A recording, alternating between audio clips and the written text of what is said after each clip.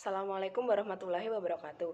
Perkenalkan, nama saya Ardini Afifah dengan NIM 215211081 dari kelompok 2. Di video kali ini saya akan mempresentasikan hasil bisnis plan dari kelompok kami yang berjudul Kaban Cloud.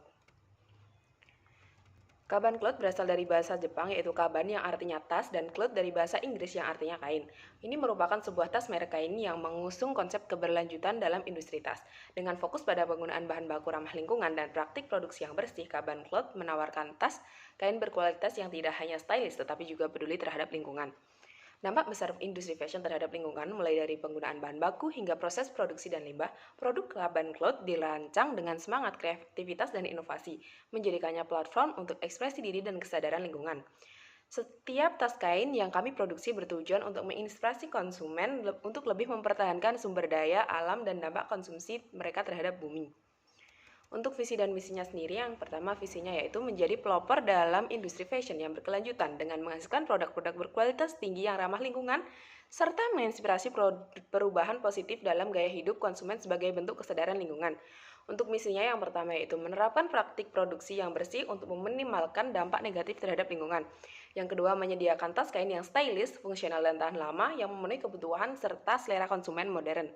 Yang ketiga, meningkatkan kesadaran konsumen tentang dampak lingkungan dan industri fashion dan mendorong mereka untuk membuat pilihan yang lebih berkelanjutan. Dan yang keempat, memberdayakan masyarakat melalui program-program yang mendukung keberlanjutan dan kesejahteraan. Selanjutnya ada analisa strategis.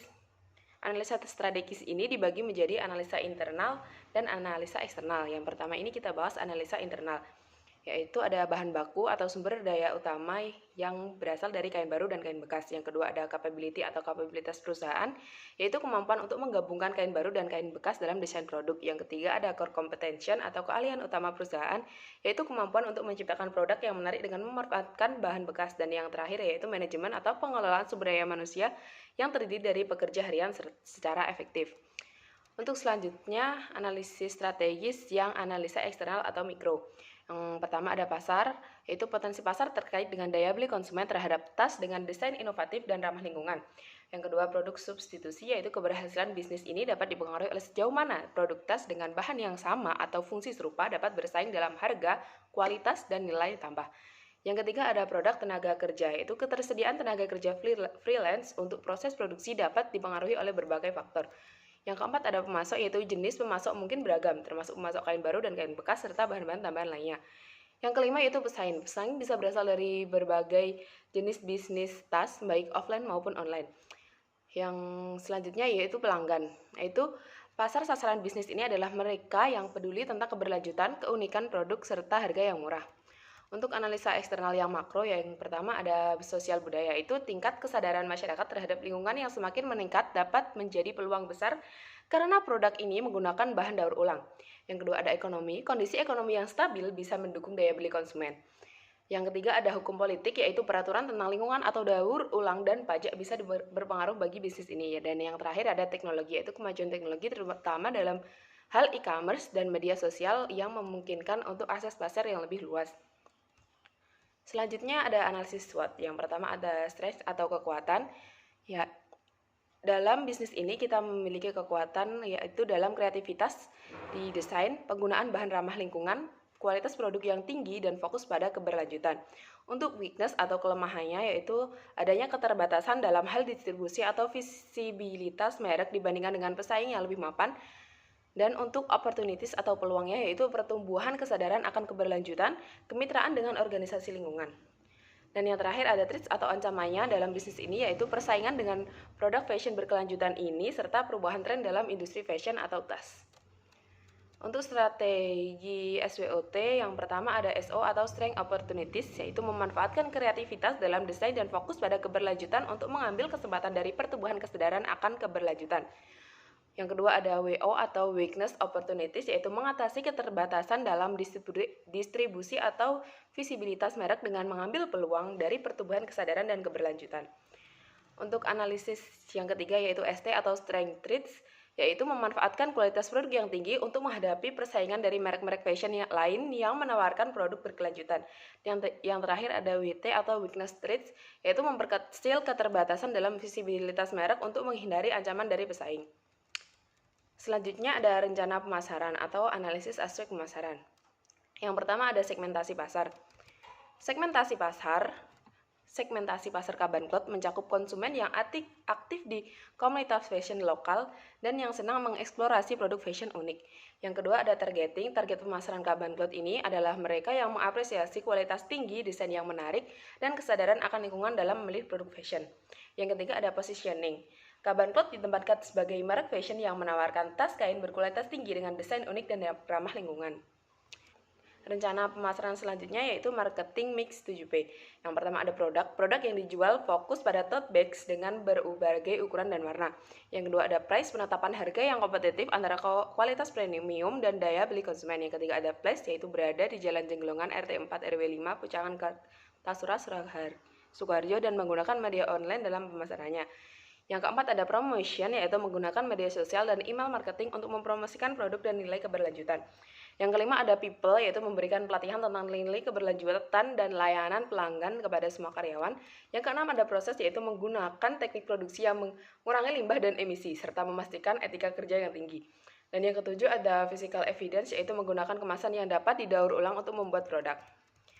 Untuk rencana organisasi dan manajemen, ini yang pertama ada Mas Dani Ardian sebagai direktur. Selanjutnya di bawahnya ada Mbak Dwi Yuliana sebagai divisi pemasaran. Di divisi operasional ada Mbak Zain Aulia, di divisi produksi ada Mbak Risma Aisyah, dan di divisi keuangan ada Mbak Dini Afifah. Yang di bawahnya lagi terdapat karyawan.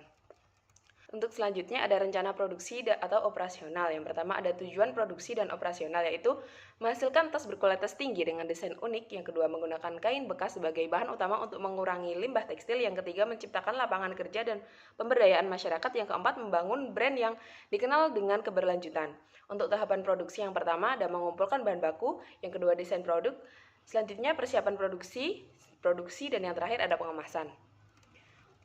Untuk rencana operasional, yang pertama ada tim produksi yang terdiri dari manajer produksi yang tugasnya mengawasi seluruh proses produksi, tim jahit yang tugasnya melakukan pemotongan dan penjahitan, tim finishing yang tugasnya mengurus finishing dan pengecekan kualitas, dan yang terakhir tim pengemasan yaitu bertanggung jawab untuk pengemasan produk. Untuk lokasi produksi, ada alamat pabriknya, yaitu menentukan lokasi yang strategis dan mudah diakses. Selanjutnya ada jadwal produksi, yaitu yang pertama ada penjadwalan, yaitu membuat jadwal produksi bulanan, mingguan, dan harian. Dan ada estimasi waktu, yaitu setiap tas yang diperkirakan membutuhkan waktu 1-2 jam untuk produksi lengkap. Yang terakhir ada kontrol kualitas. Yang pertama ada proses inspeksi, yaitu inspeksi dilakukan pada setiap tahap produksi. Dan yang kedua ada standar kualitas, yaitu menetapkan standar kualitas yang ketat untuk memastikan produk berkualitas tinggi. Rencana keuangan. Dalam bisnis Kaban Cloth ini kita menggunakan total modal awal yang terdiri dari biaya bahan baku, biaya tetap, BTKL, BOP, dan biaya pemasaran sejumlah 7.120.000. Yang kedua ada total biaya perproduksi yang terdiri dari biaya bahan baku, biaya tetap, BTKL, BOP, dan biaya pemasaran yang berjumlah Rp4.302.832. Yang ketiga ada harga pokok produksi yang terdiri dari biaya perproduksi dibagi dengan estimasi produksi yang berjumlah Rp17.212. Selanjutnya ada harga jual yang terbentuk dari harga pokok penjualan dan estimasi laba dengan jumlah Rp45.000. Untuk sumber dananya kita menggunakan modal pribadi dari setiap anak yang iuran sebesar Rp500.000 sehingga diperoleh Rp2.500.000 dan pinjaman sebesar Rp5.000.000 dengan jumlah Rp7.500.000. Untuk proyeksi laporan laba rugi terdiri dari pendapatan sebesar Rp11.250.000 dikurangi biaya variabel, biaya pemasaran, dan biaya tetap sehingga didapatkan laba bersih sebesar Rp6.864.336. Selanjutnya ada BMC atau Business Model Canvas. Untuk key partnersnya, yang pertama ada supplier bahan baku kain, yang kedua ada reseller, toko, perlengkapan alat jahit, penjahit, dan penyablon. Untuk key activities yaitu rutin publikasi melalui WA Bisnis, IG, Facebook, membuat konten setiap seminggu 1 kali, dan mempromosikan di media sosial. Dan yang terakhir ada stock of 6. Untuk key research yaitu peralatan menjahit seperti jarum, benang, dan resleting, dan ada mesin jahit. Untuk value proposition yaitu ramah lingkungan, desain menarik dibuat dari bahan berkualitas tinggi, harga yang terjangkau, bisa dipesan dengan desain khusus, logo atau nama, mendukung komunitas lokal, ringan dan portable, gaya hidup sehat, media untuk menyebarkan kesadaran tentang isu lingkungan. Untuk customer relationship ada memberikan potongan harga pada setiap 5 pieces tote bag, membuka reseller, dan memberikan promosi mendapatkan stiker pada setiap pembelian. Untuk channelnya yaitu menggunakan media sosial seperti Instagram, Facebook, dan WA Bisnis, Shopee, serta Open Reseller. Untuk customer segmennya yaitu ada mahasiswa, pelajar, pria, wanita usia 15 sampai 25 tahun, penyuka tas tote bag dengan nilai yang estetik. Untuk cost strukturnya ada biaya bahan baku, biaya operasional, gaji karyawan, dan biaya promosi. Untuk revenue streamnya yaitu menyediakan layanan pembuatan tas kain custom dengan desain khusus sesuai permintaan pelanggan seperti logo perusahaan, nama, atau desain spesifik lainnya. Selanjutnya ada menjual produk melalui berbagai marketplace online seperti Tokopedia, Shopee, dan Etsy. Dan yang terakhir ada mengadakan workshop atau pelatihan pembuatan tas kain untuk komunitas atau individu yang tertarik belajar. Cukup sekian presentasi yang dapat saya sampaikan. Apabila ada kurangnya, saya mohon maaf. Terima kasih. Wassalamualaikum warahmatullahi wabarakatuh.